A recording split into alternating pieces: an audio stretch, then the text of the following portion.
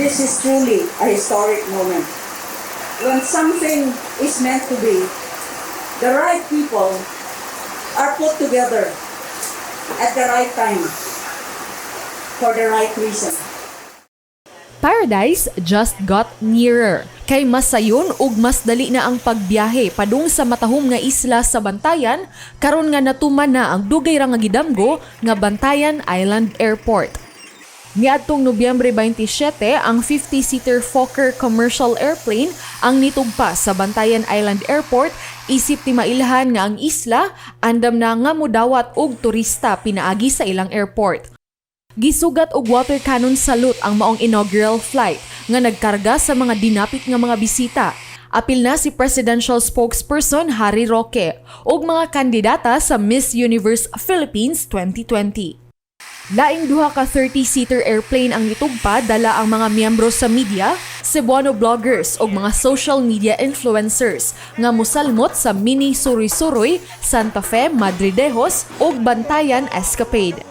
Kaniadtong 1989, ang probinsya sa Sugbo pinaagi ni kanhi Gobernador Lito Osmeña nipalit og 33 ka mga lote nga himuon isip runway sa Santa Fe Airport ug karon human sa pila ka tuig natuman na gyud kini. Gikalipay kini sa tulo ka mayor sa Bantayan kay kun kaniadto 5 ka oras ang pagbiyahe gikan sa syudad padung sa isla lakip na ang biyahe sa bus ug sa ferry apan karon kapin 20 minutos na lang ang biyahe pinaagi sa airport. Mas dali ang pagbiyahe ug mas daghan na unyang mga turista ang maingganyo nga mobisita. And it's really one of the most memorable experiences. This is my first time to ever really fly after the lockdown. So it's really exciting. And of all places, Bantayan Island is one of my favorite go-to. So it's nice to know that it's now accessible and easier to come. I will just clarify, di pa tamo open in December. No? In fact, this is not a soft opening. But what we're trying to do is promote travel and the new tourism normal. So we are still in the middle of a pandemic. We know that people are still hesitant to travel, and we want to market and promote during that time. No?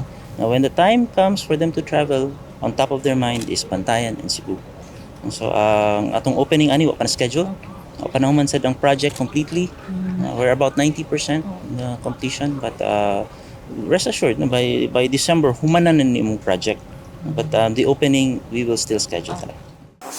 Sa iyang bahin, si Secretary Roque gi-congratulate ang probinsya sa Sugbo sa dako nga milestone nga nakabot niini. Nagagalak po ako sa mga proyekto ng ating governor dahil importante po ang turismo, lalong-lalo na ngayong patapos na po ang pandemya. Napakadami pong nawalan ng trabaho, napakadaming nagugutom ngayon, at ang susi po para makabangon muli ay ang turismo dahil natural na maganda ang Cebu at ang Bantayan.